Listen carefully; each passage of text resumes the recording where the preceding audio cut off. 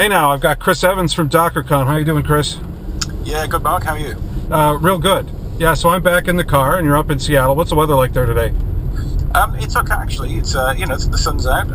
It reminds me a bit like London actually. So in some respects, it's quite pleasant. It certainly beats the heat of Vegas.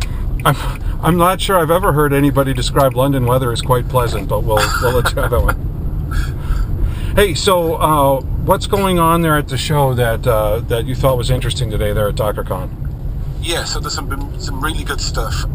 The one thing that really I found very interesting is the way that people are treating storage, and there seem to be some real conflicting messages coming out. What's going on? So let's talk about how Docker does it today. So the idea is that you create a volume and you pass that volume into the container, and that's how you would pass persistent storage, or at least semi-persistent storage, into that.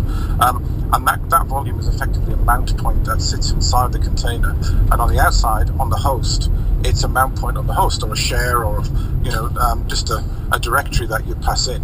Now, what a lot of vendors are doing is they're looking at that and they're saying, right, what we'll do is we'll create a LUN, or a volume. We'll mount that volume, we'll format the file system on it, and then we'll use that mount point into the container. And that seems to be the way that people like Cluster HQ are doing it with Flocker, and a lot of the other vendors. Now, clearly there are limits to that, and there are issues around how many LUNs you can do that with, and there's scalability issues. But more importantly, at the Joyent conversation, the guy from Joyent said, you shouldn't be using volumes at all. You should just have your data sitting in the container. You should replicate it, and this is for databases, by the way, so you should replicate it, and they've got a little plugin that backs up the database continuously to an object store. So they're saying, don't bother with any of that persistent stuff, just let it be ethereal, replicate it, and replicate to an object store.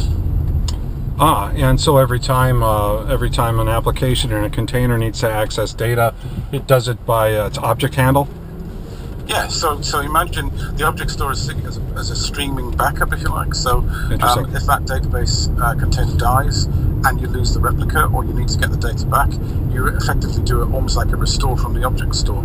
And that seems to me to be like, almost just deliberately doing it for the sake of not having persistent storage, which doesn't strike me as very sensible, because it doesn't address things like backup, the ability to snapshot or do other copies. You're pushing a lot more work into the application, and it's certainly into the database layer than you might want to do. Yeah, I don't know why you'd want to have a database application that you weren't able to deal with different versions of. I mean, regardless of backup and recovery, customers always want to be able to do things with older versions of the data. Yeah, absolutely. And I guess it's almost like they're sitting there saying we can't do certain things because it would be against the principles of what containers are representing, and things like persistent storage would be against the inverted commas principles, or air quotes I should say. And I think that's a bit of a mistake, because ultimately there's some great benefits of containers, and we've seen some of that today with the orchestration and so on. And then there are some other companies, so Storage OS is one, where they're actually creating a storage layer in the hosts built out of containers, using the physical storage on those hosts. So you don't have to sort of try and be as absolutely religious as possible and not have persistent storage. So did they have some pretty good looking demos then this morning? Yeah, I think they did about 8. I think they did. Really? Okay. And the guys actually looked like they were typing and actually doing the demo properly, which you see some canned ones where they sort of try and cheat a little bit, and actually these guys look like they were doing the demos properly. Now, the only downside I would say is that we know the demo gods can be a problem, and therefore people tend to sort of back off doing really complex demos. And what we have seen is a repeat of some quite simplistic stuff, so pretty much read-only web pages scaled out, which to me is not the sort of application an enterprise is going to want to be able to see. So there's a trade-off, I guess, when you're doing these demos, between demoing what could be really interesting to see and actually demoing something is going to work every time.